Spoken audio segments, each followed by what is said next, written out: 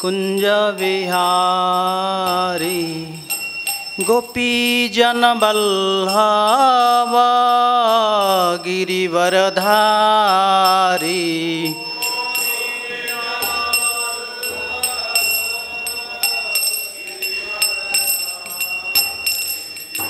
गोपी जन बल्लभा गिरिवरधारी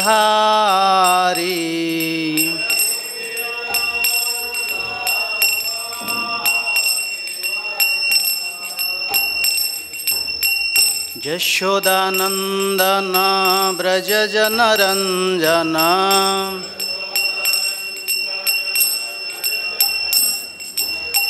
यशोदानंदन ब्रज जन रंजन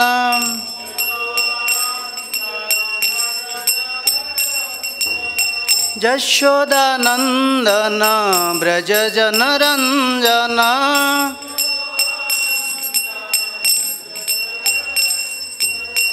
जमुना तीर वनचारी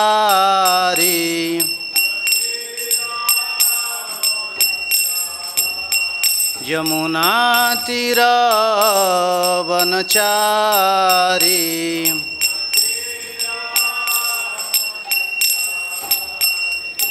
जय राधा माधव कुंज विहारी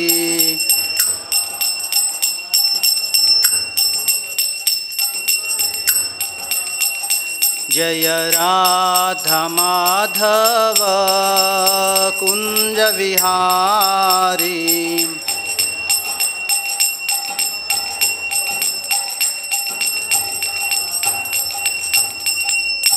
हरे कृष्णा कृष्ण कृष्णा हरे हरे हरे राम राम राम हरे हरे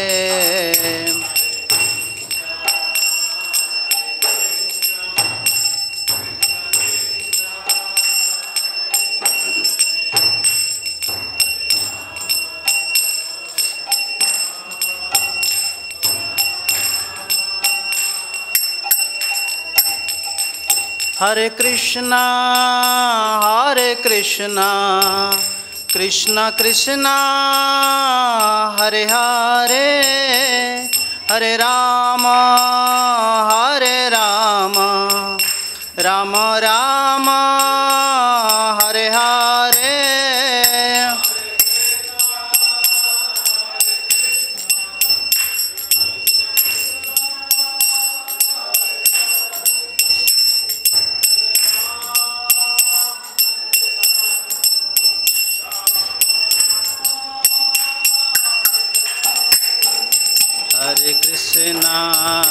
हरे कृष्णा कृष्ण कृष्णा हरे हरे हरे राम राम राम हरे हरे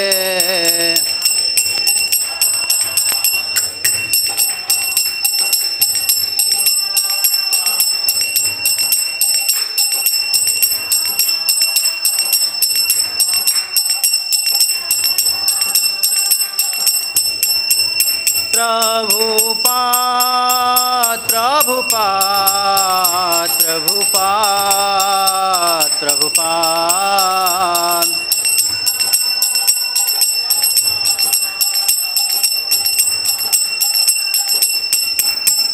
हरि बोल हरि बोल हरि बोल हरि बोल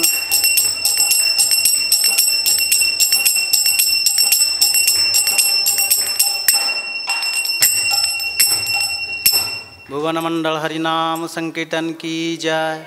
जय ओं विष्णुपाद परमहंस परिव्राजकाचार्य अष्टोत्तर श्री श्री श्रीमद अभय चरणबिंद भक्ति वेदांत स्वामी शिल प्रभुपाद जी महाराज की जय। अनंत कोटि वैष्णव वृंद की जय। नामाचार्य शील हरिदास ठाकुर की जय। प्रेम से कहो श्री कृष्ण चैतन्य प्रभु नित्यानंद श्री अद्वैत गदाधर शिवासादि गौर भक्तवृंद की जय। श्री श्री राधा कृष्ण गोप गोपीनाथ श्याम कुंड राधा कुंड गिरिराज महाराज की जय। ब्रजभूमि वृंदावन धाम की जय। श्री श्री गौर निताई की जय। श्री श्री कृष्ण बलराम जी की जय। श्री श्री ललिता विशाखा सखी राधे श्याम की जय। भक्ति देवी तुलसी महारानी की जय। ग्रंथराज श्रीमद् भागवत गीता पाठ की जय। समवेत भक्तवृंद की जय। जय जय श्री राधे श्याम। ओं ज्ञानतिमिरान्धस्य ज्ञानञ्जनशलाकया चक्षुरुन्मीलितं येन तस्मै श्रीगुरवे नमः। श्रीचैतन्यमनोभीष्टं स्थापितं येन भूतले स्वयं रूपकदा मह्यं ददाति स्वपदान्तिकं। वन्देऽहं श्रीगुरुश्रीयुक्तपदकमलं श्रीगुरून् वैष्णवांश्च श्रीरूपं साग्रजातं सहगण रघुनाथानितं तं सजीवं साद्वैतं सावधूतं परिजनसहितं कृष्णचैतन्यदेवं श्रीराधाकृष्णपादान् सहगण ललिता श्रीविशाखानितांश्च नमो मोहावदन्नाय कृष्णप्रेमप्रदायते कृष्णाय कृष्णचैतन्यनाम्ने गौरतिशे नमः। हे कृष्ण करुणा सिंधु दीनबंधु जगत्पते गोपेश गोपिकाकांत राधाकांत नमोस्तुते। तप्त कांचन गौरांगी राधे वृंदावनेश्वरी वृषभानुसुते देवी प्रणमामि हरिप्रिये। वंशाकल्पतरुभ्यश्च कृपा सिन्धुभ्येव च पतितानां पावनेभ्यो वैष्णवेभ्यो नमो नमः। जय श्री कृष्ण चैतन्य प्रभु नित्यानंद श्री अद्वैत गदाधर श्रीवासादि गौर भक्तवृंद। हरे कृष्णा कृष्ण कृष्ण हरे हरे हरे राम राम राम हरे हरे। ओं नमो भगवते वासुदेवाय। ओं नमो भगवते वासुदेवाय। ओं नमो भगवते वासुदेवाय। कृष्ण बलराम मंदिर की तरफ से आपको बहुत बहुत हार्दिक स्वागत करते हैं भगवत गीता के कक्ष में। आपके चरणों कमल को टिकट दंडवत प्रणाम करते हुए ये आशीर्वाद याचना करते हैं आप मेरे को भगवान कृष्ण बलराम के मंदिर में बैठे हुए भगवान श्रीमुख वाणी जो भगवत गीता के जो श्लोक दिया गया है उसे कुछ चर्चा कर सके। मैं आपके चरणों कमल कोटि कोटि दंडवत प्रणाम करता हूँ।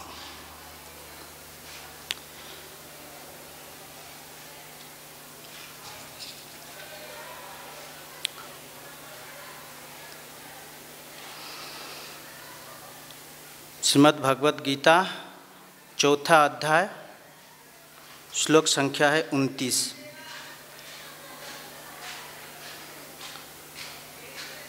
अपाने जुहति प्राणं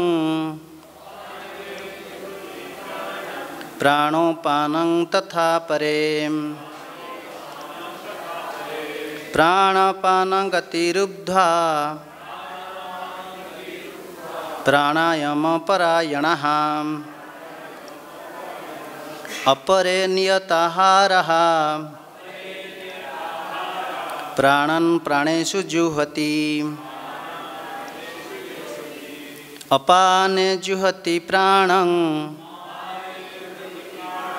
प्राणोपानं तथा परे प्राणापानं गतिरुद्ध्वा प्राणायाम परायणः अपरे नियताहारः प्राणन् प्राणेषु जुहति। अपाने जुहति प्राणं प्राणोपानं तथा परे प्राणापानं गतिरुद्ध्वा प्राणायाम परायणः अपरे नियताहारः प्राणान् प्राणेषु जुहति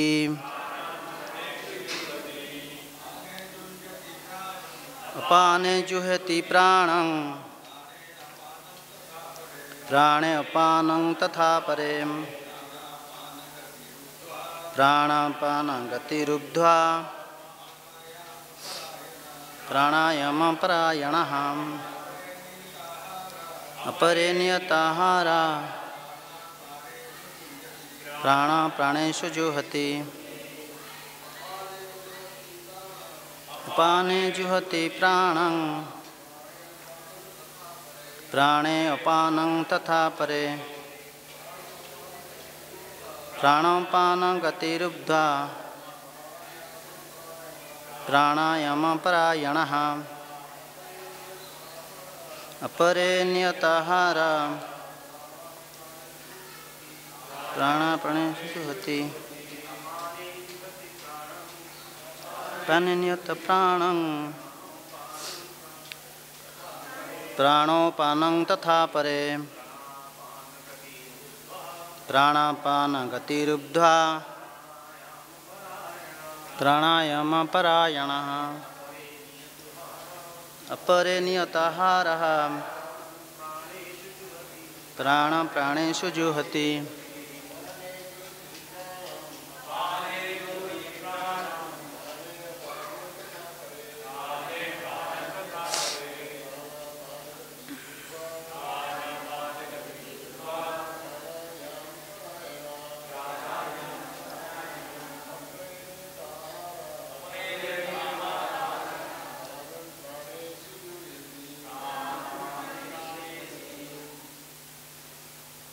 माताएं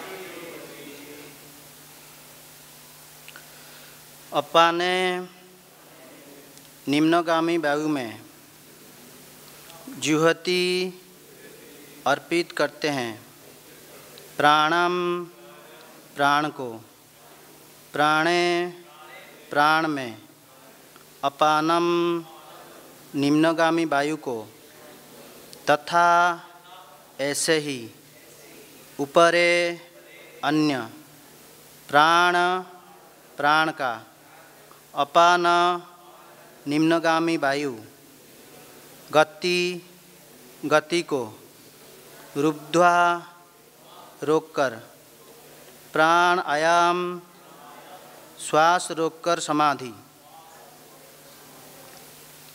श्वास रोककर समाधि में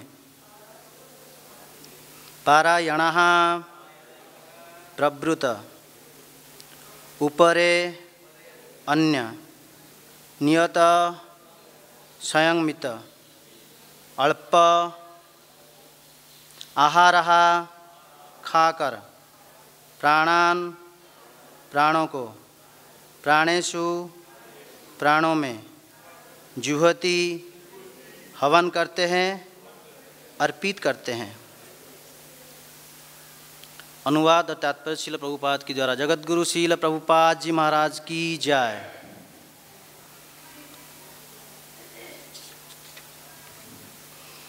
अन्य लोग भी हैं जो समाधि में रहने के लिए श्वास के रोक रहते हैं, जिसको प्राणायाम कहते हैं। वे अपना में प्राण को और प्राण में अपान को रोकने का अभ्यास करते हैं और अंत में प्राण अपान को रोककर समाधि में रहते हैं। अन्य योगी कम भोजन करके प्राण की भी प्राण की प्राण में ही आहुति देते हैं। तात्पर्य: श्वास को रोकने के योग विधि प्राणायाम कहलाती है। प्रारंभ में हठ योग के विविध आसनों का सहायता से इसका अभ्यास किया जाता है। ये सारी विधियां इंद्रियों के बस में करने तथा आत्म साक्षात्कार की प्रगति के लिए संस्कृत की जाती है। इस विधि में शरीर के भीतर वायु को रोका जाता है, जिसमें वायु की गति की दिशा उलट सके। अपान वायु निम्नगामी अधोमुखी है और प्राणवायु ऊर्ध्वगामी है। प्राणायाम में योगी विपरीत दिशा में श्वास लेने का तब तक अभ्यास करता है जब तक दोनों वायु उदासीन होकर पूरक अर्थात सम नहीं हो जाती। जब अपना वायु को प्राणवायु में अर्पित कर दिया जाता है तो इसे रेचक कहते हैं। जब प्राण तथा अपान वायुओं को पूर्णतः रोक दिया जाता है तो इसे कुंभक योग कहते हैं। कुंभक योगाभ्यास द्वारा मनुष्य आत्मसिद्धि के लिए जीवन अभी बढ़ा सकता है। बुद्धिमान योगी एक ही जीवन काल में सिद्धि प्राप्त करने का इच्छुक रहता है, वह दूसरे जीवन की प्रतीक्षा नहीं करता। कुंभक योग के अभ्यास से योगी जीवन अवधि को उनको वर्षों के लिए बढ़ा सकता है, अनेक वर्षों के लिए बढ़ा सकता है, किंतु भगवान की दिव्य प्रेमाभक्त में स्थित रहने के कारण कृष्ण भावना मुक्त मनुष्य स्वतः इंद्रियों का नियता यानी जितेंद्र बन जाता है। इसकी इंद्रियां कृष्ण की सेवा में तत्पर रहने के कारण अन्य किसी कार्य में प्रवृत्त होने का अवसर ही नहीं पाती। फलतः जीवन के अंत में उसे स्वतः भगवान कृष्ण के दिव्य पद पर स्थानांतरित कर दिया जाता है। अतः वह दीर्घजीवी बनने का प्रयत्न नहीं करता, वह तुरंत मोक्ष पद को प्राप्त कर लेता है। जैसा कि भगवत गीता में कहा गया है, मांग च जो व्यभिचारेण भक्ति योगेन सेवते स गुणान समन्वितन ब्रह्म भुवाय कल्पते। जो व्यक्ति भगवान की निश्चल भक्ति में प्रभुत्व होता है वह प्रकृति के गुणों को लांघ जाता है और तुरंत आध्यात्मिक पद को प्राप्त होता है।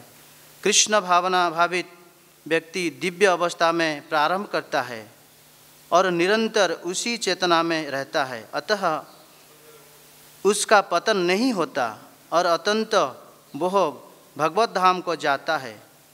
कृष्ण प्रसादम को ही खाते रहने से स्वतः कम खाने की आदत पड़ जाती है। इंद्रिय निग्रह के मामले में कम भोजन करना यानी अल्पाहार अत्यंत लाभप्रद होता है और इंद्रिय निग्रह के बिना भव बंधन से निकल पाना संभव नहीं है। जगत गुरु श्रील प्रभुपाद जी महाराज की जय। तो इस श्लोक में प्राणायाम जो बताया गया है, प्राणायाम के अंतर्गत 3 प्रकार की हवन का यानी यज्ञ का वर्णन किया गया है। तो पिछले जो 23 नंबर श्लोक है उसमें बताया गया है, भगवान कहते हैं अगर कोई यज्ञ आचरण करता है तो वो कर्म बंधन से छुटकारा मिल जाता है उसको। श्लोक संख्या 26 से लेकर 28 तक में 10 प्रकार का यज्ञ का वर्णन किया गया है। अभी ये जो श्लोक चर्चा का विषय है इसमें 3 प्रकार का यज्ञ का वर्णन हुआ है। अगर 10 ये 3 को मिला जाए तो 13 प्रकार का यज्ञ होता है, लेकिन ये 3 प्रकार बहुत महत्वपूर्ण है जो आज का चर्चा का विषय है। कुछ योगी ऐसे होते हैं जो कि अपने में प्राण को हवन करते हैं, जो अपना प्राण को खुद हवन करते हैं। किस प्रकार? वो महत्व से क्या होता है, जो हमारा शरीर के अंदर वायु होता है जिसको कहते हैं हम अपान वायु। यदि इस श्लोक में अपान वायु को अग्नि के साथ तुलना किया गया है। प्राण वायु को, जो हमारा प्राण वायु रहता है वो दहन सामग्री, जो हवन करते हैं सामग्री चाहिए हवन करने के लिए, प्राणवायु को दहन प्रकार सामग्री कहा जाता है। तो शरीर का हृदय में ये सब होता है। अपान वायु रहता है हमारा गुद्दा के द्वार में और प्राण वायु रहता है शरीर के अंदर में। इसी को जब कुंभक कहा जाता है, कुंभक जिसको कहा जाता है, हम क्या करते हैं शरीर के अंदर श्वास लेते हैं। जब श्वास शरीर के अंदर खींचते हैं तो नाभि के पास रहते हुए वो गुदा के द्वार में विलीन हो जाता है, उसी को कुंभक कहते हैं। ये प्राणायाम की विधि है। ये सत्य युग में लोग ध्यान करते थे, इसी प्रकार ध्यान चालू रहता था। सत्य युग में श्री कृष्ण को प्राप्त करते थे, सत्य युग में इस प्रकार प्राणायाम विधि करते भगवान कृष्ण को प्राप्त करते थे। फलस्वरूप वो क्या करते हैं, अपना भोजन बनाने के लिए अग्नि में बहुत समय लग जाता है, इसीलिए वो क्या करते हैं जंगल में फल मूल आहार खा करके इस प्राणायाम विधि कर लेते हैं सत्य युग में।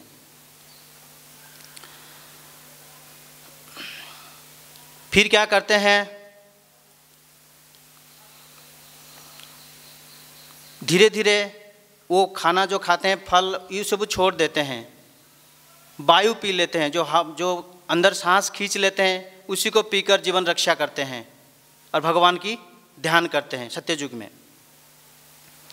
आप उदाहरण स्वरूप समझ सकते हैं ध्रुव महाराज जो मधुबन में वो किस प्रकार के तपस्या किए हैं, जो भगवान को ध्यान किए हैं किस प्रकार। पहले महीने में वो क्या किए, कुछ बेर और कैथ जिसको कहते हैं वो 3-3 दिन में एक बार खाते थे ध्रुव महाराज। दूसरे महीने में 6-6 दिन के अंतर में सूखा पत्ता खाए। तीसरे दिन में 9-9 दिन के अंतर में वो जल खाए। चौथे महीने में 12-12 दिन के अंतर में ये सब छोड़ दिए, सिर्फ यही किए जो श्वास अंदर खींचकर भगवान का तपस्या कर रहे थे। ये पहले पकड़ गया। तो ये क्या करते हैं, जो 12 दिन के अंदर जो अपान वायु है उसी वायु रूपी में अग्नि में प्राणवायु रूपी दहन को सामग्री का हवन करते हैं। ये श्लोक थोड़ा जटिल लगता होगा क्योंकि ये श्लोक बहुत इम्पोर्टेंट भी है। इस अध्याय का ये श्लोक बहुत महत्वपूर्ण है, श्रील प्रभुपाद जी जो बताते हैं। तो जैसे बताया गया कि जो श्वास हम लेते हैं एक दिन में कम से कम 25,000 बार श्वास अंदर लेते हैं एक दिन में। लेकिन भक्त जो भक्ति करते हैं इसी प्रकार करने का कोई ज़रूरत नहीं है। जो भगवान के भक्ति में विलीन रहते हैं ये आवश्यक नहीं है, वो पहले से ही भक्ति के स्तर पर आ जाते हैं। दूसरा प्रकार होता है जो आपान वायु है उसको हवन करने, और जो विपरीत दिशा में पहला के जो वायु चलता है उसका विपरीत दिशा में क्या करते हैं, अंदर का सांस बाहर को छोड़ते हैं। शरीर के अंदर जो वायु है उसको बाहर नासिका से बाहर को निकालते हैं। दूसरे प्रकार के ये जो है ये पहले से बहुत कठिन कष्ट होता है। पहले प्रकार इसमें 3 प्रकार वर्णन किया गया है। जो पहला प्रकार होता है ये दूसरा बहुत कष्ट होता है। उदाहरण स्वरूप आप ले सकते हैं विश्वामित्र ऋषि के बारे में बताया गया है। आप तो विश्वामित्र ऋषि को नाम सुनते हैं। जो वाल्मीकि रामायण बालकांड में वर्णन है, विश्वामित्र ऋषि ब्राह्मण या वैष्णव होने के लिए तपस्या किए हैं। कई प्रकार तपस्या किए गए। अंत में जो 2 हाथ ऊपर करके 1000 वर्ष यही जो वायु पी कर रहेंगे 1000 वर्ष तक। लेकिन पहला का तपस्या किए हैं, मतलब वायु अंदर लिए थे, रोके थे, हो नहीं पाया सक्सेस। दूसरे प्रकार तपस्या में वो आ गए। जब दूसरे प्रकार के तपस्या में आए तो उससे पहले जो पहले प्रकार किए थे तो उसी को तपस्या को भंग करने के लिए उसका अंदर कोई काम का वासना नहीं था, विश्वामित्र ऋषि के अंदर कोई काम का वासना नहीं था, लेकिन जब तपस्या कर रहे थे रंभा ने आए थे वहाँ पे। रंभा आकर उनको तपस्या को भंग करने के लिए प्रयास किए, लेकिन विश्वामित्र ऋषि ने, काम का वासना तो कुछ नहीं था, लेकिन क्रोध का वासना शुरू हो गया था। क्रोध का वासना में चलते हुए वो रंभा को शाप दे दिए पत्थर बनने का।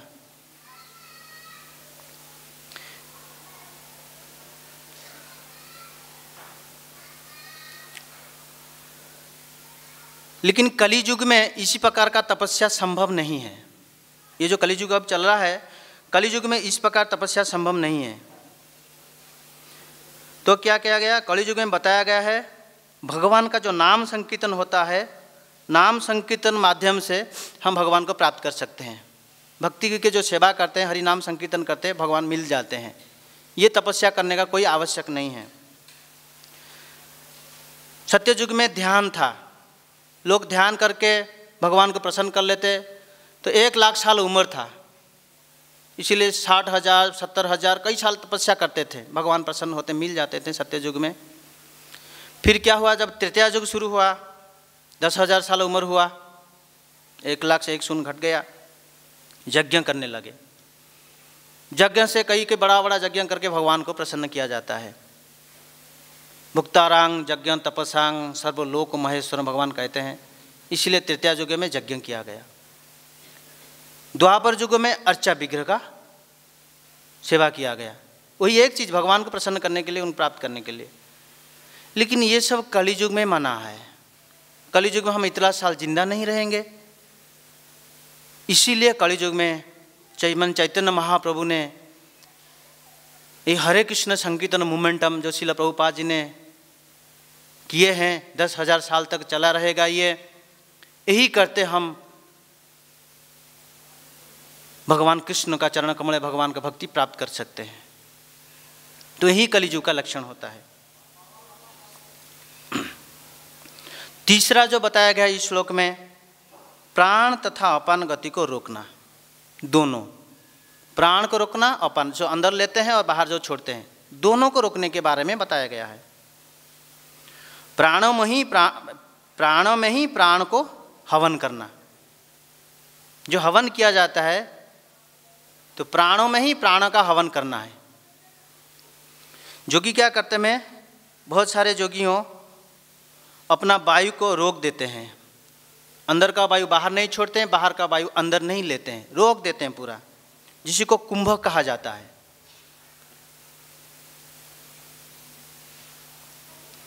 इस प्रकार जोगी मन को कृष्ण के चरण में लगाते हैं। बहुत कठिन तपस्या है ये, ध्यान करते हैं।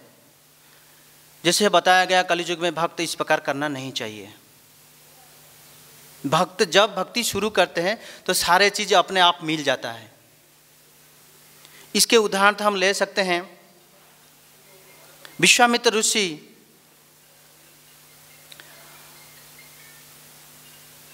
वैष्णव बनने के लिए आए थे।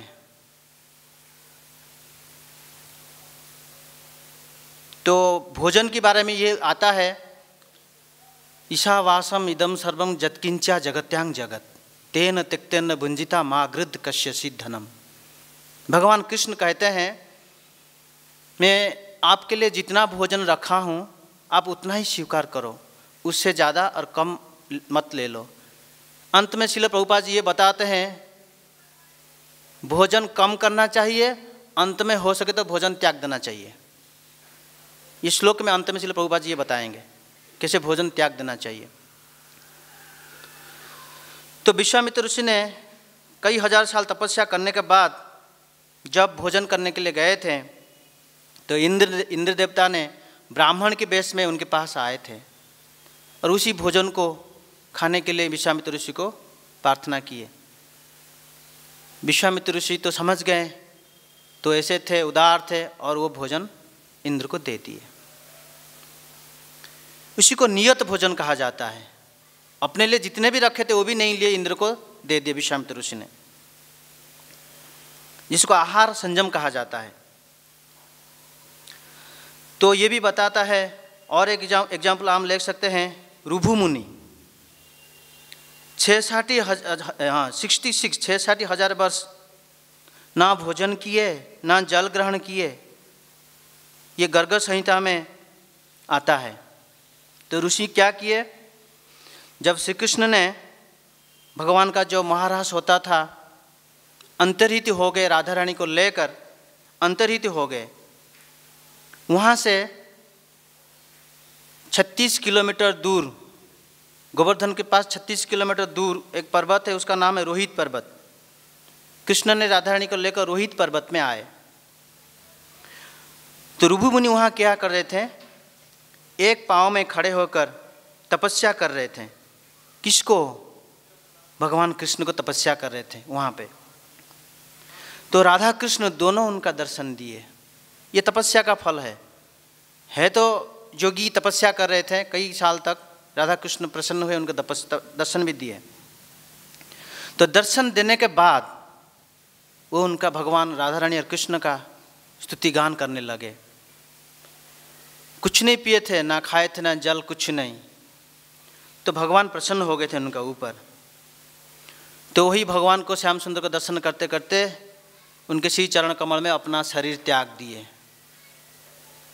जो ऋभु मुनि थे शरीर ने त्याग दिए। ये वर्णन आता है नियत आहार, अर्थात ये होता है जितना आवश्यक उतना ही हम खाना खाएं या प्रसाद खाएं, उससे ज़्यादा ना खाएं। हमारे लिए भी अच्छा नहीं होगा, शास्त्र का भी उल्लंघन होता है। प्रयास करें कम से कम खाने के लिए। तो जोगी उसमें क्या करते हैं, जो अपना प्राण और प्राणों में आहुति देते हैं, जो खुद का प्राण है प्राणों में आहुति देते हैं। ये तीसरा प्रकार है।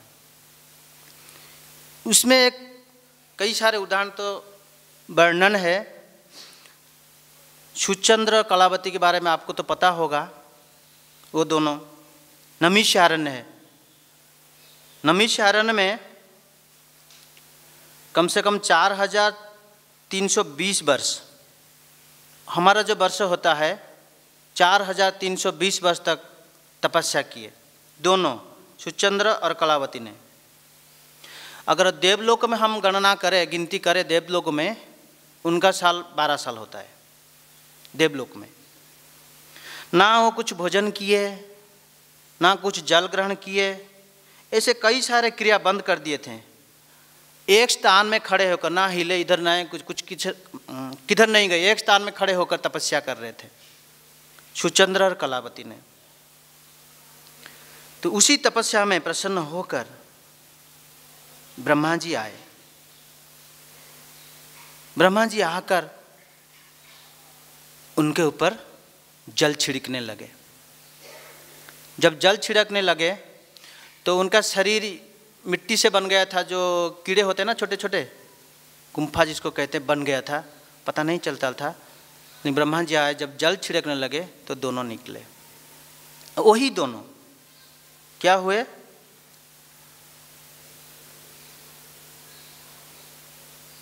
वृषभानु और कीर्तिदा सुंदरी, माता राधा रानी का पिता और माँ दोनों बने, सुचंद्र और कलावती।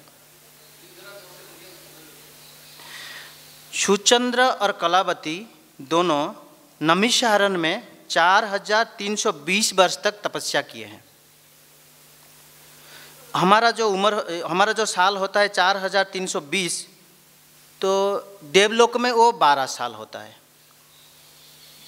12 साल तक एक जगह में, एक स्थान में वो दोनों खड़े रहे, कहीं हिले नहीं, ना कुछ भोजन किए हैं, ना कुछ जल ग्रहण किए, कुछ नहीं, एक स्थान में। तब अब तपस्या करते करते धीरे धीरे उनका शरीर मिट्टी जैसा बन गया। कई सारे जो कीड़े होते हैं उनका ऊपर भी गुम्फा बना लिए, जैसे कहते हैं। तो ब्रह्मा जी अपने हंस के ऊपर सवार होकर उसी स्थान में पहुंच गए। स्थान का नाम था नैमिषारण्य। उसी स्थान में पहुंचने के बाद ब्रह्मा जी अपना कमंडल से जल लाए और छिड़कने लगे। तो वहाँ से निकले दोनों।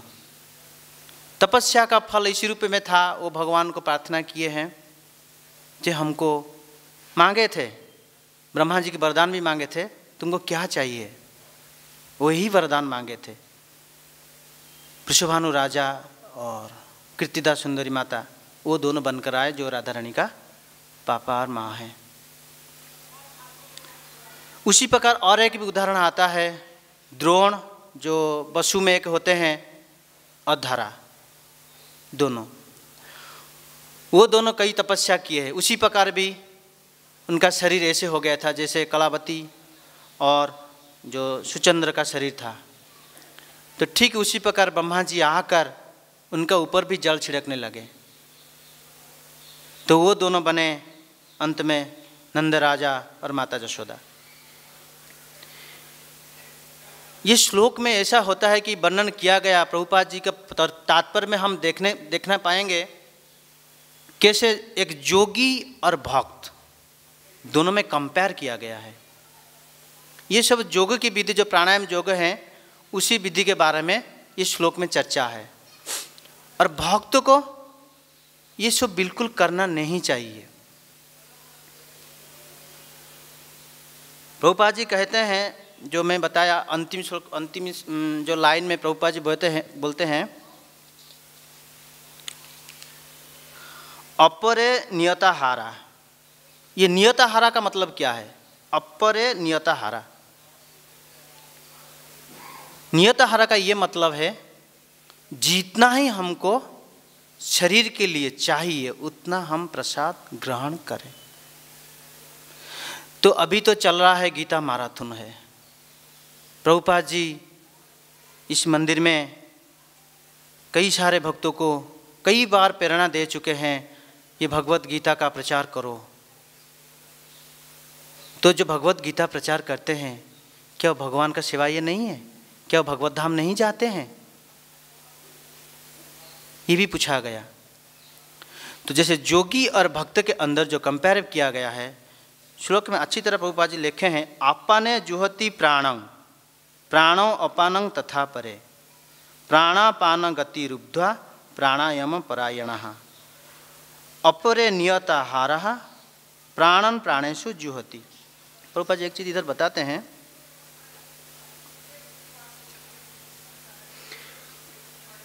जो व्यक्ति भगवान की निश्चल भक्ति में प्रभुत होता है। निश्चल भक्ति क्या होता है? और कोई पूछ सकता है? निश्चल भक्ति, जैसे भगवत गीता में भी यह मेंशन है, मांग च व्यभिचारिण भक्ति योगेन सेवते, इसी को निष्फल भक्ति कहते हैं। निश्चल भक्ति में प्रभुत होता है, वह प्रकृति के गुणों को लांघ जाता है। प्रकृति के गुण 3 गुण होता है, सत्य रज तम गुण। भगवान ये 3 गुण के अंतर्गत नहीं है, इसीलिए भगवान को निर्गुण भी कहा जाता है। ये 3 गुण से परे हैं भगवान। तो जो व्यक्ति भगवान के निश्चल भक्ति में प्रभुत होता है, ये भक्ति आ गया, भक्ति की बात चर्चा हो रहा है यहाँ पे, ये जोगी की बात नहीं है। तो क्या करता है? भगवान के आध्यात्मिक पद को प्राप्त होता है। जैसे इधर मैं आपको बताया, जो तपस्या किए हैं सुचंद्र और कलावती, उनके लिए विमान आया था भगवान का धाम जाने के लिए। भगवान अपना धाम से विमान भेजे थे। इनका तपस्या का फल ऐसा था। कृष्ण भावना भावित व्यक्ति दिव्य अवस्था में प्रारंभ करता है और निरंतर उसी चेतना में रहता है। जहाँ कृष्ण भावना शुरू होता है, मतलब ये समझना चाहिए कृष्ण भावना एक साधारण चीज नहीं है। प्रभुपाद जी ये बोलते हैं, Krishna consciousness movement is not for ordinary person. Those who are serious in this movement they can achieve easily. कौन बोलते हैं? प्रभुपाद जी महाराज। तो जो कृष्ण भावना भावित में आ जाते हैं एक बार, वो साधारण नहीं है, ये समझना नहीं चाहिए। वो कई प्रकार योग होता है, उसको खत्म कर चुका है, इसीलिए वो भगवान कृष्ण का भजन करता है। चैतन्य महाप्रभु यही आंदोलन बताते हैं, श्रील प्रभुपाद जी भी यही बताते हैं, उसी परंपरा से हम जुड़े हैं। तो जैसे बताया गया है, अगर हम नाम संकीर्तन हो गया, जप की माध्यम में हो गया, ये फल हमको मिल सकता है। तो ये भी बताते हैं, अतः उसका पतन नहीं होता देखो ये चीज़ कितना इम्पोर्टेंट है, उसका पतन भी नहीं होता है। जोगियों का पतन हो जाता है। जैसे आप ले सकते हैं शोभरी मुनि के एग्जाम्पल भी ले सकते हैं। वो तपस्या करने के लिए जो कि बल पर इस भौतिक संसार से, भौतिक लोगों से छुटकारा पाने के लिए जल के अंदर चले गए थे। भले ही हो तो वैष्णव अपराध अलग चीज़ होता है, लेकिन जल के अंदर गए थे तपस्या करने के लिए। वो जोगी है लेकिन समर्थ नहीं हो पाए, फिर आ गए। लेकिन भक्त क्या करते हैं, भक्त का कभी भी गलत हो सकता है लेकिन भगवान उसको छोड़ते नहीं। भगवान ये भी बताते हैं, मैं जिसको एक बार पकड़ता हूँ तो कभी नहीं छोड़ता हूँ। आप श्रीमद् भागवत में पूतना लीला में सुन सकते हैं, भगवान पूतना को पकड़ लिया, छोड़े नहीं। पूतना कई बार प्रयास किया, छोड़ रहे मेरे को छोड़ रहे, जरा अपना शरीर बढ़ाया था। भगवान तो ही बताते हैं, मैं एक बार जिसको पकड़ता हूँ कभी नहीं छोड़ता हूँ।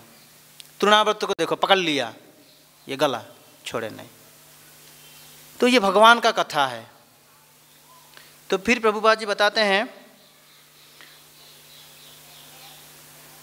वो भगवत धाम जाता है। जोगी को भगवत धाम जाने के लिए कई प्रकार कष्ट करना पड़ता है, लेकिन भगवत धाम जाना इतना आसान नहीं है। लेकिन बहुत सरलता पूर्वक जो भगवान के भक्त होते हैं वो भगवत धाम जाते हैं। कृष्ण प्रसादम को ही खाते रहते हैं, स्वतः कम खाने की आदत पड़ जाती है।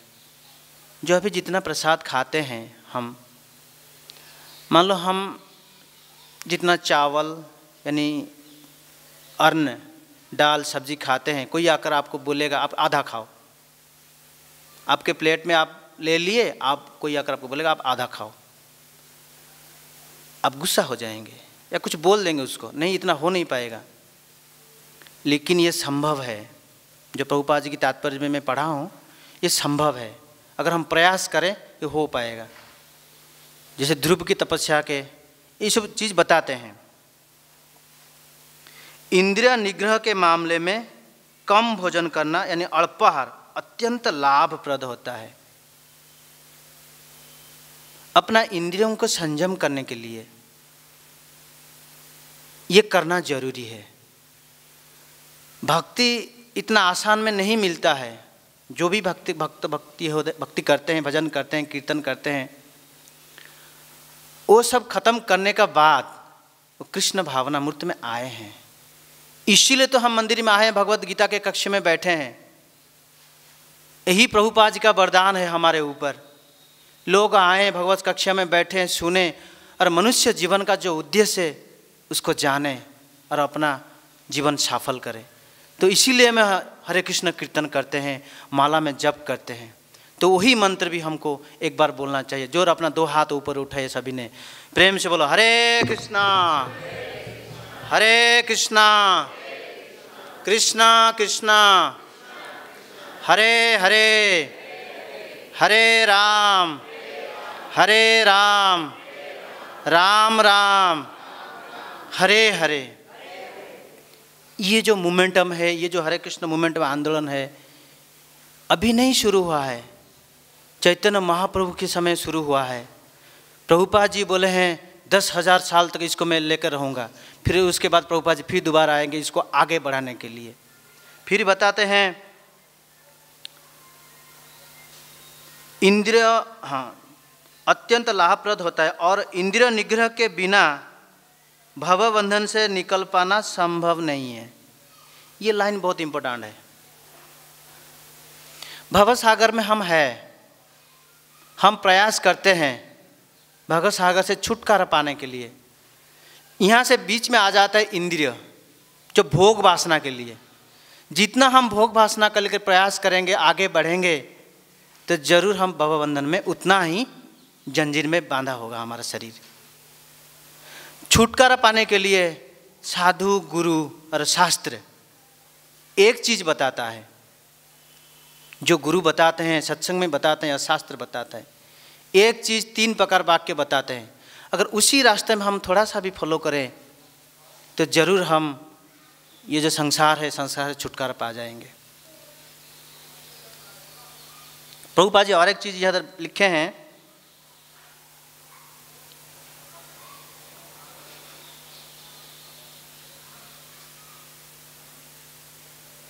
भगवान की दिव्य प्रेमा भक्ति में स्थित रहने के कारण कृष्ण भावना भावित मनुष्य स्वतः इंद्रियों का नियंता बन जाता है। देखो, भगवान की दिव्य प्रेमा भक्ति में स्थित रहने के कारण कृष्ण भावना भावित मनुष्य स्वतः इंद्रियों का नियंता बन जाता है। उसमें जो भी करता है भगवान के लिए सेवा करता है, लेकिन उससे आसक्त नहीं रहता है, ये इंद्रियों के परे हो जाता है। हम जो भी सेवा करते हैं, दर्शन करते हैं, मंगलारती उठते हैं, जप करते हैं, कीर्तन करते हैं, भोग भगवान के लिए भोग सेवा करते हैं, जो भी सेवा करते हैं, ये कृष्ण भावना भावित हो ही जाता है। भले ही अपन को पता नहीं चलता है हम ये करते हैं वो करते हैं। ब्रजधाम में जैसे बताया गया है, कोई आमिष भी भोजन करता है 84 कोस ब्रज के अंदर, उसका हविष का फल मिलता है। जो भगवान के लिए जो हविष होता है, भोजन होता है, उसी भोजन का फल प्राप्त होता है। इसका मतलब नहीं हम ये करें। भोजन के बारे में इधर बताया गया, अच्छी तरह से बताया गया है किस प्रकार भोजन हमको करना चाहिए।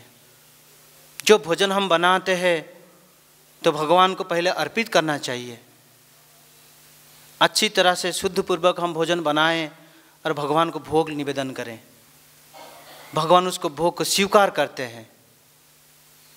जैसे यज्ञ शिष्टा सिन संतो मुच्यंते सर्वकिल विषय, उससे हमको पाप नहीं लगता है।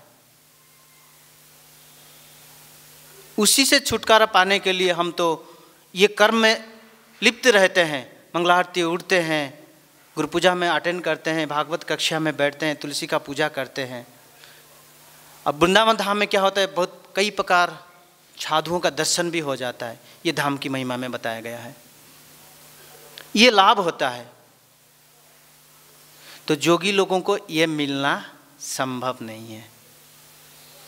वो अकेले एक जगह में रहेंगे, तपस्या करेंगे, ये तपस्या नहीं तो प्राणायाम करते रहेंगे। जो फूफा करने का जो भक्त लोगों को ये कोई आवश्यकता नहीं है। ये अपना शरीर के लिए किया जाता है। इस प्रकार ये तो शास्त्र पूरा जो भागवत गीता और श्रीमद् भागवतम यही बताया है, जो कैसे हम इसे छुटकारा पाकर कृष्ण भावना भावित रहें। जैसे कलावती और सुचंद्र दोनों भगवान की सेवा की, भगवान के चरणों कमलों में तपस्या करते। उनके अंत में भगवान राधा कृष्ण दोनों को आना पड़ा। कभी कभी ऐसे लीला में दिखाया गया भगवान कृष्ण अकेले आ जाते हैं, कभी कभी राधा रानी अकेले आ जाती हैं, लेकिन जुगल सरकार दोनों आ गए। तपस्या कड़ी था। आप ये भी देख सकते हैं 10,000 साल तपस्या किया है, 66 या 10,000 साल हिरण्यकशिपु एक पांव में खड़ा होकर, लेकिन भगवान को आराधन नहीं किया था। वो किसको का आराधन कर रहा था? ब्रह्मा जी को। देवता के शरण में गए। देवता पूजनीय होते हैं, 33 करोड़ देवता होते हैं, पूजनीय होते हैं। जो बुद्धिमान लोग होते हैं वो कृष्ण के शरण में जाते हैं। हिरण्यकशिप को ब्रह्मा जी बचा नहीं पाए। उसी प्रकार कई सारे उदाहरण भी होते हैं। कंस का है, रावण का है, कुंभकर्ण है, मेघन, कई सारे उदाहरण होते हैं। लेकिन जो कृष्ण भावना भावित होते हैं वो एक ही चीज करते हैं, श्री भगवान को सेवा करते हैं, उनके पूजा करते हैं, उनका आराधना करते हैं, तब उनका आनंद मिलता है। देखो भक्त कितना प्रसन्न और आनंद चित्त में घूमते हैं। आप जोगी के पास जाओ, आपको एक जोगी को देखो और एक कृष्ण भावना भक्त को देखो, कंपेयर करो, कितना आनंद में रहते हैं। अपने आप से पूछोगे तो पता चल जाएगा। तो यही है भक्ति करने का लाभ। तो ये श्लोक यही बताता है, प्रभुपाद जी अंत में ही बताते हैं, भोजन उतना ही करो जितना अपना शरीर के लिए चाहिए, उससे ज़्यादा मत लो। ये भी सोचना चाहिए ये ज़्यादा हमारे लिए नहीं, भगवान और किसके लिए रखे हैं। जोगियों के बारे में जो बताया गया है, कम से कम जितना कम हो सके उतना कम भोजन करें। तो योग साधना करते हैं, प्राणायाम, योगों का प्राणायाम करते हैं, जितना कम भोजन करें। ज़रूरत पड़े तो बंद कर देना चाहिए। श्रील प्रभुपाद जी बताते हैं, अपना भावार्थ में अंत में बताते हैं, ज़रूरत पड़े तो बंद करना ही अच्छा है। तो उसमें भगवान की प्राप्ति होती है, भगवान बहुत प्रसन्न होते हैं। तो हरे कृष्ण मूवमेंट में आंदोलन ये जो कहता है, अभी जो गीता जयंती के उस उत्सव पर जो भगवत गीता का प्रचार हो रहा है, तो मैं आपको एक मेरा पर्सनल एक्सपीरियंस का बात बताता हूँ भगवत गीता के बारे में। एक फिशिंग ऑफिस था, ऑफिस बहुत 4 मंजिला का ऑफिस था। उधर मैं भगवत गीता लेकर जा रहा था। कम से कम मेरा कंधे में 35 भगवत गीता था एक बैग में। मैं जब जा रहा था तो जंगल का एरिया था। संकीर्तन का इंचार्ज मेरे को रास्ते में उतार दिए, बोले पुरुषोत्तम तुम इसी रास्ते में जाना, ये जो ऑफिस दिख रहा है ना उसी ऑफिस के अंदर जाना, गीता चला जाएगा। मैंने कहा अच्छी बात है। तो कंधे में चलकर कम से कम आधा किलोमीटर चलना पड़ा, क्योंकि बस वहाँ पे जा नहीं पाया। जब जा रहा था 3 मुसलमान मेरे को पकड़ लिए पकड़ करके, तो शराब पिए थे, पकड़ कर बोले अगर तुम वहाँ गए तो तुमको मैं जान से मार दूंगा। शराब पी कर रखे थे। मैंने सोचा ये तो मुसलमान ही है पक्का, तो जाने के लिए नहीं दिए। मैंने बोला मैं वहाँ जाऊँगा। बोले तुम जाओ तो तुमको मार दूंगा, जान से मार दूंगा। मैंने ठीक है मार दो, कोई परवाह नहीं है, इधर तो कोई नहीं, जंगल है, गाड़ी तो चला गया, बस तो छोड़ करके, मैं तो अकेला हूँ, आप तो तीनों है, मार दो। ये जो भगवत गीता मेरा पास था, वही मैं प्रभुपाद जी को वहीं पे प्रणाम किया, और भगवत गीता को प्रणाम करके प्रभुपाद जी के बोले प्रभुपाद जी मेरे को बचाओ यहाँ पे, और मैं भगवत गीता ही मेरा सहारा है। तो रास्ता छोड़ दिए, कुछ बोले नहीं, डरा रहे थे, मेरे को धमक भी दिए हैं। मैं गया, कष्ट हो रहा था मेरे को, 32 या 35 गीता था। जब बिल्डिंग के पास पहुँचा, ऑफिस के अंदर गया, तो वहाँ सारा हिंदू लोग भरे थे। पूरा मुसलमान एरिया था, लेकिन ऑफिस के अंदर जो कर्मचारी हैं, जो स्टाफ होते हैं, पूरा हिंदू थे। तो मैं पहली बार वो भगवत गीता आज इटिच देखे। मैं जब भगवत गीता निकाला, उनको दिखाया पहली बार, ये बोले कहाँ से आया? वो टेररिस्ट एरिया था, वो कहाँ से आया? मैंने बोला इस्कॉन से हम आए हैं, भुवनेश्वर से। तो गीता सब देख लिए। उसी समय भगवत गीता का मूल्य था 110 रुपया। तो सारे गीता चला गया इमीडिएट, और भी चाहिए था उनको, लेकिन इतना स्टाफ थे मेरे को पता नहीं। तो मैं ये बोला, नीचे मुसलमान लोग खड़े हैं, 3 थे, शायद ज़्यादा आगे होंगे, और धमक भी दिए हैं अभी मेरे को मारने के लिए। वो नहीं चाहते थे भगवत गीता का प्रचार हो शायद। तो ऑफिस का जितने स्टाफ थे नीचे सब आए, कल चलो कौन तुमको मारेगा, हम साथ सब चलते हैं। वहाँ नीचे आए, आकर जब हल्ला मचाए, चिल्लाए, सिक्योरिटी भी था, सब मेरे साथ आए। कम से कम मेरे साथ 15-20 आदमी थे। तो मैं बोला बस यहाँ पे नहीं है, बस कम से कम 10-12 किलोमीटर दूर मार्केट में, क्या 15 किलोमीटर दूर मार्केट में खड़ा है, मैं यहाँ से बस के पास जाऊँगा। वो बोले सोचो मत, तुमको हम ऑटो स्टैंड में छोड़ेंगे, वहाँ से तुम चले जाना, हम छोड़ देंगे, गाड़ी में बैठने के बाद हम छोड़ेंगे। वहाँ से आए मेरा साथ, में सच्ची आपको सच्ची बात बता रहा हूँ, मेरे साथ आए ऑटो स्टैंड में, वहाँ पे ऑटो में बिठाए। मुसलमान लोग कहाँ भाग गए पता नहीं है। हम वहाँ से ऑटो स्टैंड में चले गए हमारा संकीर्तन की बस की तरफ। कौन बचाया मेरे को वहाँ पे?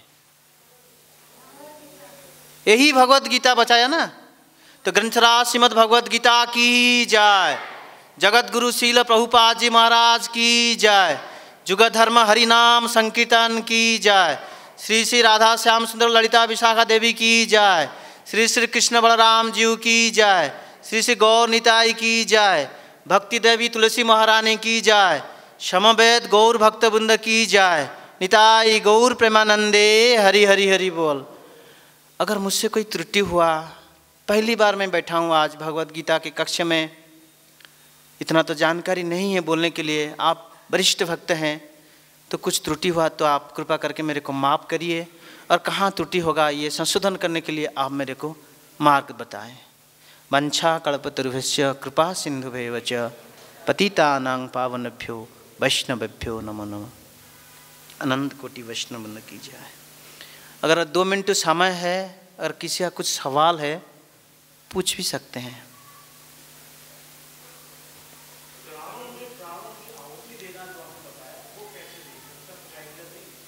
प्राणों में प्राणों की आहुति, जो तीसरा नंबर है श्लोक में।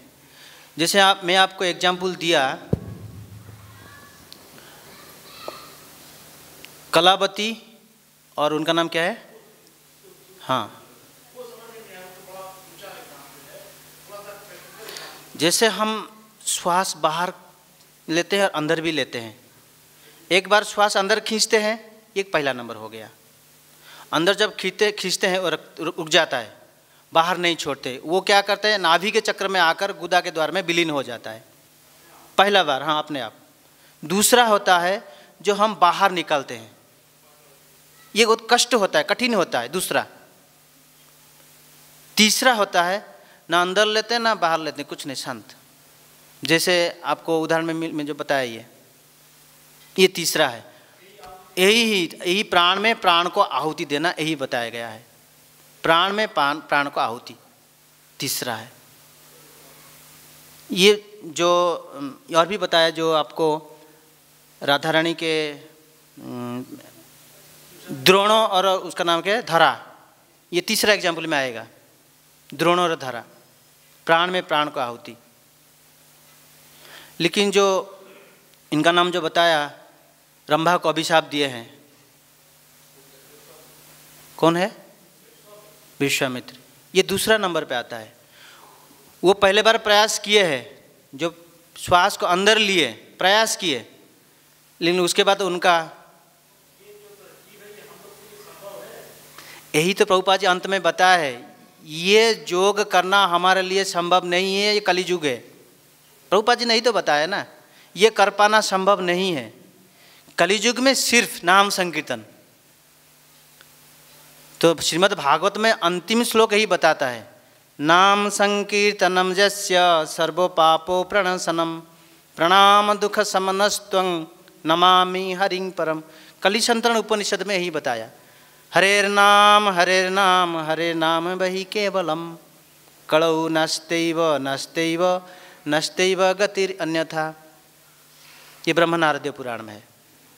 कई प्रकार यही चीज़, एक चीज़ बताता है, कलियुग हम मनुष्य है, हम ज़्यादा साल तक जी नहीं रह पाएंगे, इसीलिए जितना जल्दी हो सके, हम टाइम को पास नहीं कर रहा है, टाइम हमको पास कर चले जा रहे हैं। जैसे कई प्रकार उदाहरण में होता है, ट्रेन चल रहा है, एक न्यूज़पेपर अपना पेपर भेज रहा था बगल में प्लेटफॉर्म में, अंदर में ट्रेन के अंदर जो पब्लिक जा रहे थे, ऑडियंस बैठे हैं, तो वो बोले टाइम पास करने के लिए, तो पेपर आ गया तो हम टाइम पास करेंगे। वो तो बात लंबा हो जाएगा, लेकिन एक्चुअल टाइम पास नहीं, टाइम हमको पास कर चला जा रहा है। हम जल्दी से जल्दी भगवान की भजन करें। ठीक है।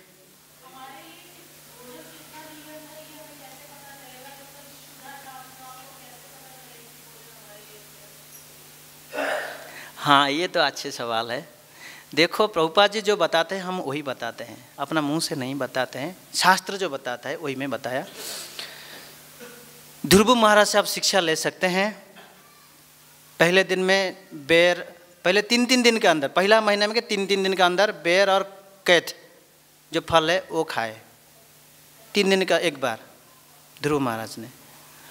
और 6 दिन में, नेक्स्ट महीने में 6 दिन में एक बार जल पिए, सूखा पत्ता खाए।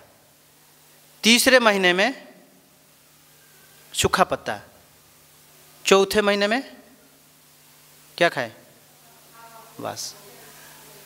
मैं शास्त्र से बताता हूँ, गलती हो गया तो माफ़ करना। ठीक है, प्रभु जी आ गए, उनका क्लास है, मैं विराम देता हूँ। ग्रंथराज श्रीमद् भगवद गीता पाठ की जय। जगत गुरु शील प्रभुपाद जी महाराज की जय। निताई गौर प्रेमानंदे हरि हरि बोल।